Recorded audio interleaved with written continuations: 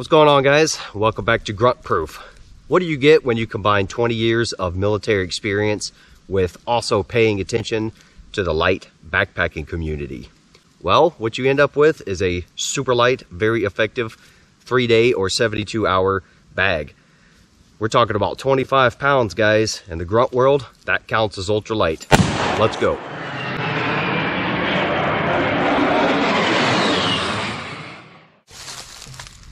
That is 25 pounds worth of a 3-season kit. Everything you see fits in the bag, no problem. And right down into freezing temperatures. Welcome, grunts, new viewers, especially the backpackers that have found me recently. So I've actually done a couple videos trying to combine the backpacker and the grunt world. A lot of people believe that's silly and don't understand the concept, but if we're talking about grunts going out into the field, or even just the more hardcore outdoorsmen, hunters, you got your Minutemen, if you can lighten the basic necessities you have to go out with and still carry all the ammo, weapons, sights, mission essential items, you're gonna perform a lot better. So that's gonna be the methodology of this pack. I've actually spent a couple years trying to dial this in. You guys are gonna find some things you disagree with. That's fine. All right, a couple rules up front. I count water and food weight because we're talking about a 3-day, 72-hour bag. So I know what that means. If you just want to know the base weight without the food and water, well, take out my 4-liter Camelback and my food, and now we're talking about well under 20 pounds. I know the ultralight backpackers are still going to scream about that, but guys, in the grunt world where we're talking about carrying 70 total pounds of gear and kit and everything, to us, under 35, maybe even 30 pounds is considered ultralight. And that's something some of you may not know about the backpacking world. They do not include food and water or consumables in their loadout bags, the weights. So when you see these videos talking about a 10-pound pack, that doesn't include any water or food, just for you guys to know. So for grunts, since we count the water and food weight, we're gonna discount what we're actually wearing. That's your gun and ammo, maybe some other mission essentials that are worn on your body at all times. So we're just talking about the pack weight. I'm gonna do this a little bit differently than a lot of the other loadout videos. Instead of just showing you guys a layout, I'm actually gonna call out the item, I'll talk about it, and then I'll pack it into the pack at the same time so you can actually see how I get all this in there. All right, so let's get to the pack. This is the Savada Yakari, or Jaeger, or hunting pack. And I've been playing with this for a couple years now. This is the medium size. It's about a 30-liter bag. You could turn it into a couple more liters. You could just fill it all the way up to the top, extend this top flap, and yeah, you could cram a lot of stuff in there. As you can see, I don't like to have too much stuff hanging off the ruck, so if you buy the molly pouches to throw outside, you could put sustainment bags and everything all around this. Overall, an outstanding pack. On that note, I know a lot of people like to see links to products and everything. This video is not about selling you guys stuff, but I will put links to some of the items that I can find a link to in case you guys are curious about that. So, what's on the outside? Well, I like to have extra beaners with me. Some people have asked if this is toilet paper in my rucking videos. This is wide 3mm medical tape.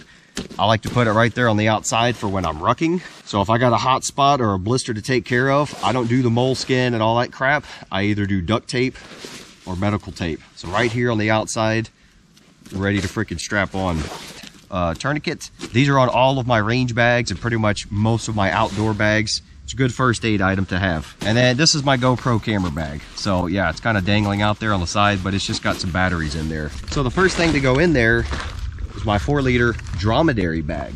The dromedary bags from MSR, I think they're way tougher than the regular Camelback bladders, and I like the 4-liter capacity. Savada does have an extra pouch down in here where your bag can go down into. It also has a strap up top where you can secure your water bag. I don't really care about that though. I'll let it go ahead and fall down there. This is a cheap old foreign military surplus item. This was not a waterproof bag simply because of the seam. However, I seam sealed this myself. So this is actually a light waterproof bag now. Don't know how much it weighs, but it weighs a ton less than the Army waterproof bags. And it's not as stinky. Now, I don't always carry this. Depends on what's happening, but I wanted to be honest and show you guys this will all fit and get me into freezing temperatures. Right now we're looking at mid 90s for weather, and it gets down to about 70 degrees at night. So I do not need an under blanket. However, when we get into the cooler months, especially freezing temps, I start bringing out this DD under blanket. This is a very cheap, very warm budget under blanket. It's synthetic. Where's the freaking logo? And it's very easy to attach to the bottom of the freaking hammock. So there you go, DD Hammocks under blanket. It comes with these ultralight clips to strap it on there. They're already adjusted for me. So if I think I'm gonna need it for the night, I just need to connect it to my hammock tree huggers. It hangs down there.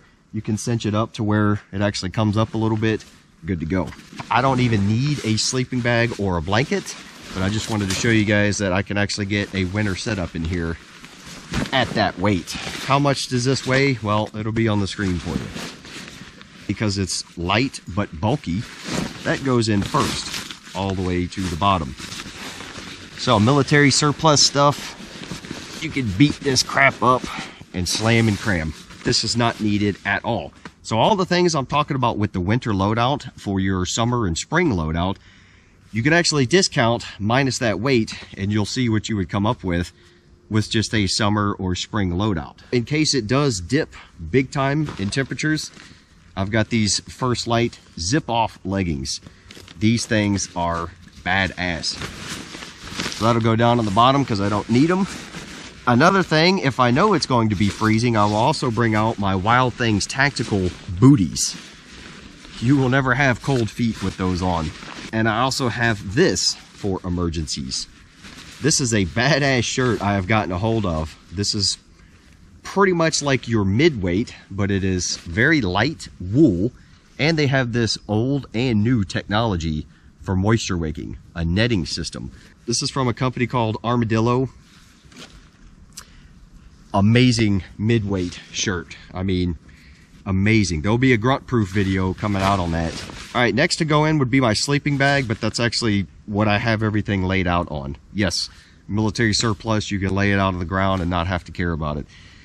It's the Army MSS patrol bag. We call it the jungle bag. I've actually just gone over the entire MSS, so go check that out if you're interested. So we'll skip that for now, and I'll just get into the other things. All right, rain jacket, ultralight rain jacket. I call this the European version of Frog Togs. This is from a company called Solognac. It's a French company that distributes through Decathlon. Decathlon is a outstanding, massive sporting goods store. Last I looked, they're getting popularity in the States, and I've seen some other YouTubers talk about their stuff. These pants are from Thor Class. They also distribute through Decathlon, and I've reviewed a ton of their stuff. All right, so the rain jacket goes right down into this bottom pouch. I do wish the Savata Ruck had higher and mesh pockets, but for some reason the military guys don't like that. Probably because it gets destroyed. It is what it is. Rain jacket fits there. You could fit a Nalgene bottle or maybe your Grail filter, which I have one of those as well, and then you're gonna have to secure it. But I typically don't like carrying those bottles with this bag. So on the other side pouch, we've got plenty of baby wipes, unscented, and I've got some of my road snacks, things I like to munch on while I'm rucking and moving. Quick snacks. So I got grape jelly from the MREs and peanut butter from the MREs. And then I've got what the backpackers call a buff. In the grunt world, we call it a neck gaiter. So woodland camo, doesn't matter. There's probably 1,000 uses for this and more. You guys can probably name 100 of them. Pillow, water filter, everything. But it's very good to have. In the warm months when I'm rucking, I like to use it because I got a giant forehead. Keep the sweat out of my eyes. So all that goes into this side pouch. None of it's fallen out yet. I just make sure my baby wipes are on top. Kind of holds everything in. All right, now let's talk about my food bag. So being a grunt and also having access to MREs, I'm a major proponent of MREs. But think about it from a grunt perspective. If you want to cook with these backpacking meals in the field, you're going to need a canister, you're going to need a stove, fine. But in some places where these backpackers are going, you're not even allowed to use stoves. So what these people have resorted to is what they call cold soaking their meals. That's right, they just pour water in their meals, let it sit for a while, and then it doesn't even hydrate their food that much. And they'll eat it that way. And they call grunts hardcore. All right, so because I have a ton of MREs and I actually like not having to do anything special, I use them. So the backpackers recognize this. This is from a company called Hilltop Packs. This is their food bags. I don't think it's a stuff sack. I don't think it's anything special. You can't even close it all the way. However, it's very light and tough. You could fold it up easily. And you snap that closed, get this closed. Now you've got your food bag or your bear bag. Works perfectly. Hanging up in the tree, you ain't losing your stuff. So, in the food bag, everything that has a smell, especially in bear country, you got to get rid of. Backpackers, here's your cringe moment. Toothpaste, toothbrush. I have a tube that's definitely going to last me a couple days. And people are like, oh my God, that's extra grams. He's got a full-size toothbrush. Guys, I care about weight, but if it's something as silly as that, I don't care. All right, now we're talking about 3 days. That's 2 nights, 3 days. So I've got 2 full MREs, meals and snacks broken up into this bag. This will also become my trash bag as we go. This could also be a water gathering bag if I need to. I've got some extra loose snacks in here. Irish cream cappuccino powder. Just throw some water in there, shake it up. Outstanding. So how many calories does a grunt need? Well, I usually calculate minimum 3,000 calories per day, and then I will usually add another 1,000 to 1,500 on top of that. And then if I want to last minute throw some snacks, extra snacks on there to have throughout the day while walking, I don't even count that weight. I don't even count it as calories. If you're moving with a pack on, you need calories. So I mentioned this bag could be used for water gathering and purification, and then I could put my trash in here because you do have to hang up your trash at night as well. Smells. Or people say, where's your water canister? But this also holds 8 ounces of fluid. Okay, so I will definitely be drinking one of these probably in my first lunch break or first quick break in the first day. That means I have an empty one. So if I really need to gather water and I don't want to pull out my water bladder, or it's too big to get into where I'm getting water from, you've got an 8-ounce container right here to gather your water. You could do the math, chop up your tablets all you want, or you just slowly fill the freaking Camelback. But that is a water gathering system. It could also be a water carrying system because you can also reseal it up here. You have to reseal it to shake it up. Here's another one. This is my chocolate protein drink powder. So I've got 2 possible canisters to purify and carry water. Along with that, even though I'm only planning for 3 days, I've got at least 2 packs of these water purification tablets. 1 tablet is good for 1 liter or 32 ounces. This is kind of like my survival bag. So I've got an extra Bic lighter. I've got a bellow. If you've ever tried to start a fire in very wet and cold, humid, damp environments, you can appreciate a bellow. And then I got some Bigfoot Bushcraft fire starters, and then of course I got a small roll of duct tape in there. Boo-boos, fire starter, you name it. So that is the food bag.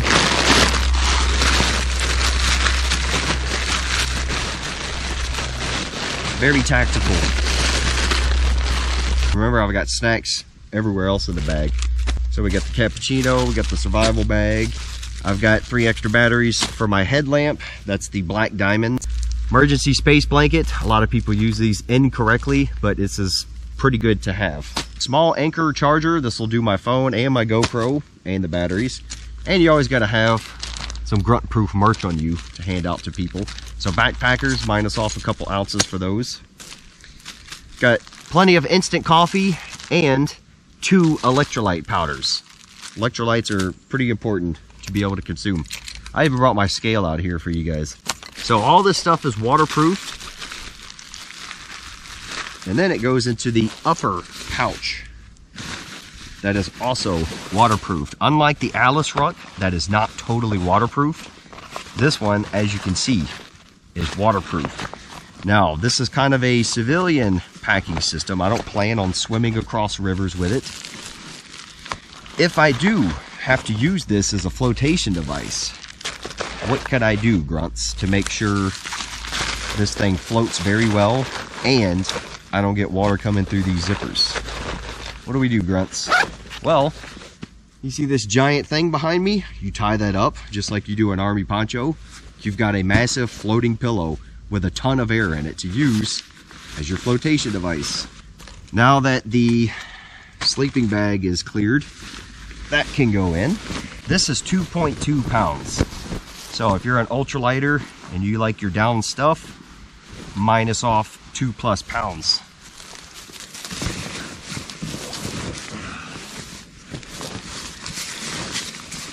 But you won't be mistreating your down like I do. You won't be getting it wet, that's for sure. You also get to wash it in your bathtub. This is a Nemo hunting camo pillow. Very cool, very light. I usually don't need a pillow in a hammock. If I do and I need to make one, I will use my net gaiter and put some extra clothes in there. Typically I find I don't even need a pillow in there. So I've brought extra things. So far I forgot my headlamp, so we have to minus off some weight for that. But I brought the pillow that's extra, not needed. And I also do not have my extra pair of socks in here. But I'm gonna tell you guys the truth. For 3 days, unless I'm dealing with some wet weather, I'm probably not bringing an extra pair of socks. So at least one extra pair is a good idea, especially when we get to very damp conditions or it's getting colder at night. Yeah, that extra pair of socks is pretty good. But summertime, I don't give a crap what my feet smell like. I probably got my feet sticking off the hammock anyway. So just in this bag that came with the Helicon Tex poncho, I've got some bank line. It's just as useful as 550 cord, but you can get a lot more bank line for a lower price. So in this little bag that I can either hang up on a ridge line up here or put it in my hammock pocket down here. Otherwise, I just keep it in this bag to keep it kind of organized. I have my mini ultralight first aid kit. That's all my stuff in there.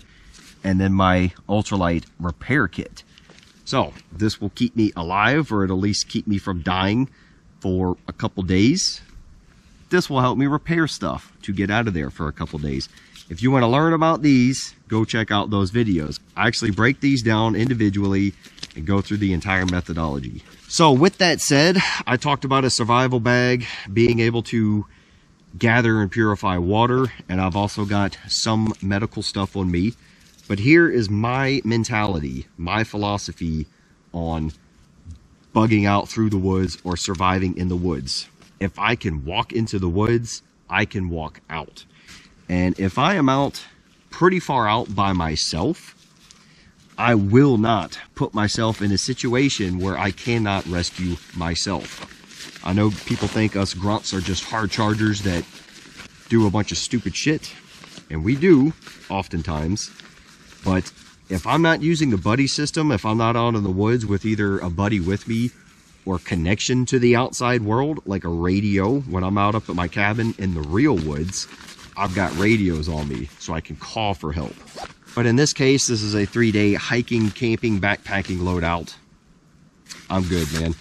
If I got myself into that situation, I will be able to walk out.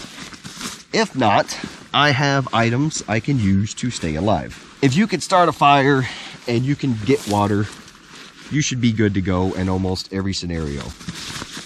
And I've got a shelter and warm stuff. Get you guys on a stump. So, the camera's tilted, not the grunt. I'll try to talk loud for y'all. So next thing, we'll get the hammock packed up.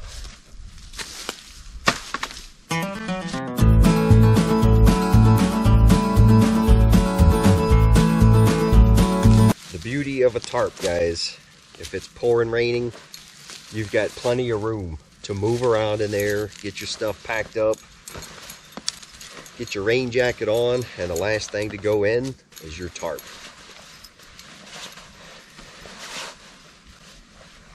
You guys see me sleeping in tents when I test them, but my preferred method is a tarp. So this is a cheap old hammock, Summit style. Got it off of Amazon. It cost about 25 bucks at the time. This thing is 3 years old, going strong. The tree huggers I got separate, so good luck. I'll try to find a good set, and if you guys want to know, they'll be linked below. But good heavy duty tree huggers, I don't care about the weight. I care about what they hold and how long they last. And they also fit in my hammock bag, so it's all together. That goes down into the wet weather bag. So at this point, I could go ahead and close up my wet weather bag, because the tarp and food bag will go on top. Like I said, if I gotta pack up in the rain, now all my other stuff is nice and secure, so we just roll this up really well. Tuck it down in there. We're waterproofed. You also have this extra layer of protection with this bag. So now the tarp comes down.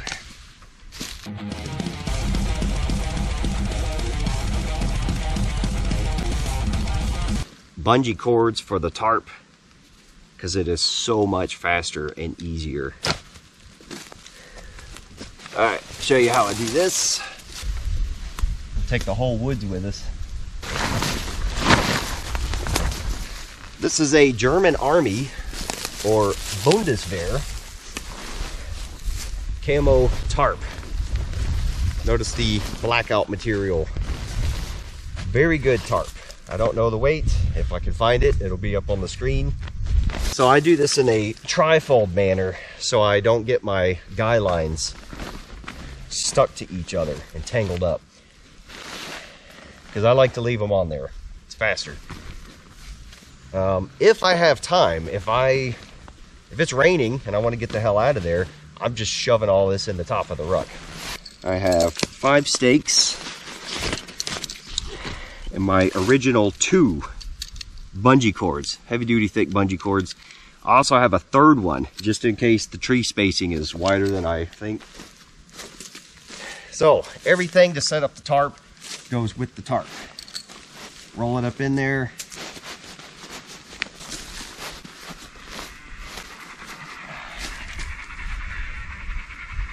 Get a phone call when you're in the woods. Send me a message. I don't want to hear it. Doesn't have to be pretty, but I do try to keep it tight. It's gonna get dirty and get leaves on it, but military surplus. The Germans call this the pea soup pattern. So if I had my third bungee cord available, I'd wrap it around this, but it's already shoved down in there with my hammock. All right, it's right down in here. It's a little too long, but it's okay. On top, food bag is heavier. That goes next to that, up against my back.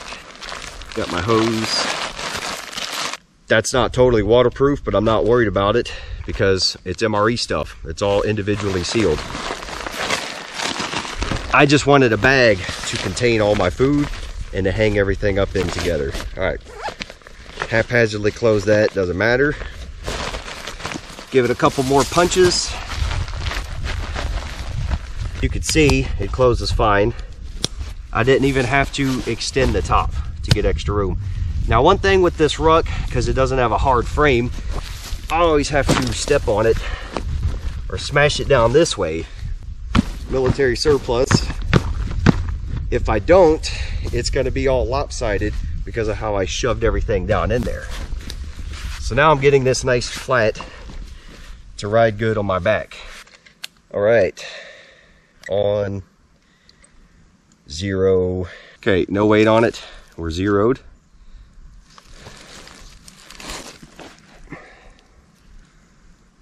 Let it stabilize. Get a workout. All right, 2601. We gained a pound in our loading out. All right, so I lied to you guys. Fuck, man.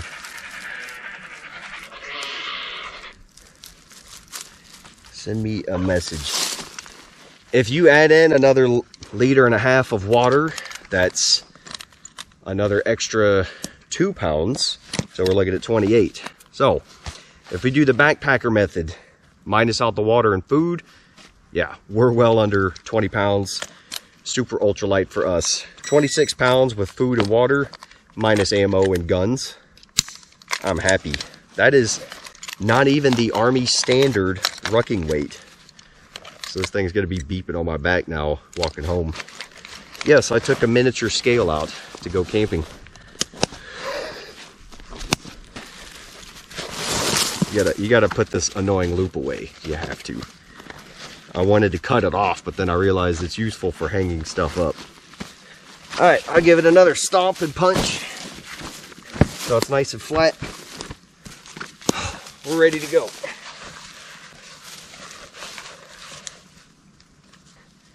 I don't use the belt on this. And I only use this to put my water hose on. So, very important, make sure you can actually get water from your hose before you start moving. So a final note, if you're still watching, thanks for sticking it out. I appreciate you guys.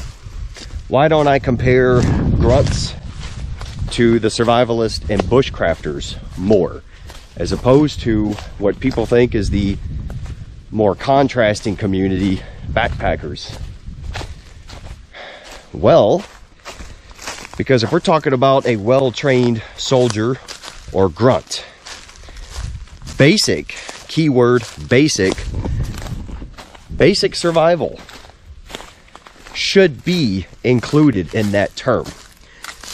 Basic bushcraft, or what we call fieldcraft, it's a given, okay? So if you are a good, well-trained grunt, you should know basic survival. You should know basic bushcraft, fieldcraft. I like to compare the grunts and the backpackers because we are more contrasting, especially in mission set and philosophy. But I think we should have a whole hell of a lot more in common because we are both covering a lot of miles with a weight on our back. It's the backpacking tips and how to lighten your load so you can carry more mission essential gear without killing yourself. That's what more people need to learn. So I've got 4.5 miles to get home. I appreciate you guys joining me. Hope you learned something. Again, whatever I missed that I didn't mention, let me know.